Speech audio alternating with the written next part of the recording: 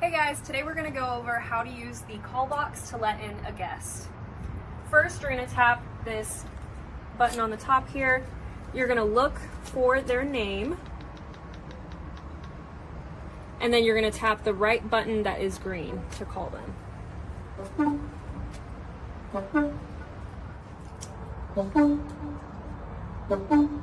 Hello?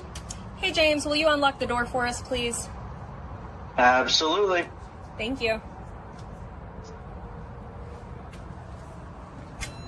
You're going to wait for that click. That means the door is unlocked. You can go ahead and get in.